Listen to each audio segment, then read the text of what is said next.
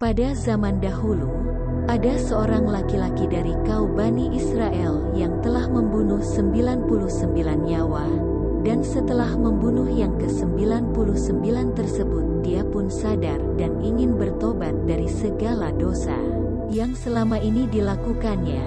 Namun dalam hatinya timbul satu pertanyaan, mungkinkah Allah akan menerima taubatku? Sedangkan aku ini adalah seorang pendosa besar dan pembunuh yang sangat kejam. Tetapi aku pernah mendengar bahwa Allah mampu menerima taubat, tapi akankah dosaku ini akan diampuninya? Dan kalaulah Allah akan menerima taubatku, bagaimana caranya aku bertobat? Kemudian dengan langkah penuh harapan ia pergi ke rumah seorang pendeta untuk menanyakan masalahnya tersebut. Lalu ia bertanya, "Wahai Tuan Pendeta, aku ini manusia yang berdosa. Aku ingin bertobat dan menjadi orang baik-baik." Kemudian pendeta itu balik bertanya, "Memangnya dosa apa yang telah engkau perbuat?" Pembunuh kemudian menceritakan bahwa ia telah melakukan pembunuhan sebanyak 99 kali. Maka pendeta itu pun tersentak kaget dan terdiam sejenak, lalu berkata untuk memberikan keputusan, wah, maaf saudara, kamu telah membunuh orang sebanyak itu. Maka Allah tidak akan menerima taubat saudara."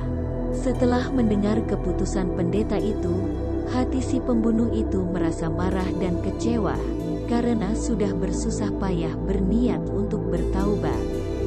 Namun pendeta itu tidak membolehkannya. Akhirnya ia pun membunuh pendeta tersebut sehingga genaplah ia membunuh 100 nyawa. Kemudian pembunuh itu melakukan perjalanan untuk mencari orang soleh yang lain. Setelah berjalan beberapa lama ia pun bertemu dengan orang alim dan kembali menceritakan tentang dirinya dan dosa-dosa yang telah dilakukannya selama ini, yakni melenyapkan 100 orang nyawa. Apakah taubatnya akan diterima? Kemudian orang alim menjawab, "Ya, jika kamu memang benar-benar berminat untuk bertaubat dan tidak membunuh lagi, insya Allah, untuk bertaubat, sekarang pergilah ke suatu negeri karena penduduk negeri itu taat kepada Allah dan rajin beribadah, sehingga engkau akan merasa tenang dan aman beribadah bersama mereka. Dan janganlah engkau pulang ke kampungmu lagi, karena di sana hanya penuh dengan manusia yang berbuat jahat dan maksiat." Maka ia pun kemudian segera berangkat ke suatu negeri yang dimaksud oleh orang alim tadi. Namun di saat tengah-tengah perjalanannya, datanglah 2 malaikat maut untuk mencabut nyawanya. Di situ berselisih antara malaikat rahmat dan malaikat azab.